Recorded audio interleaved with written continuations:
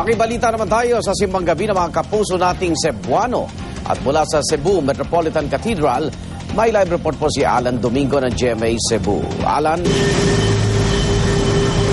Igan, katatapos lang ng simbang gabi o Misa de Gallo dito sa Metropolitan Cathedral ng Cebu City, kung saan dinaluhan ito ng ating mga kababayang mga Cebuanong Katoliko.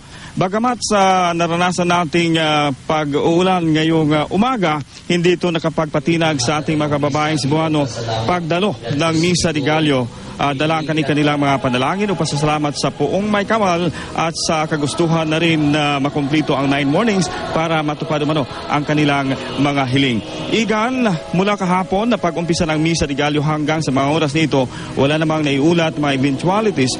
Gayon pa man, patuloy ang higpit ng seguridad na pinapatupad ng mga otoridad sa mga simbahan dito sa Cebu. Masiguro lamang na matiwasay ang pagdadaos ng Misa de Gallo.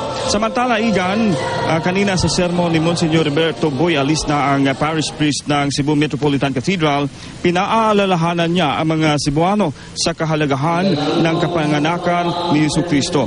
At higit sa lahat, hinikayat din niya ang mga Cebuano na ipagdasal ang mga mambabata sa magiging desisyon nila sa nakatagdang botohan ngayong araw sa kontrobersyal na Reproductive Health Bill. At yan ang latest mula dito sa Cebu City. Igan?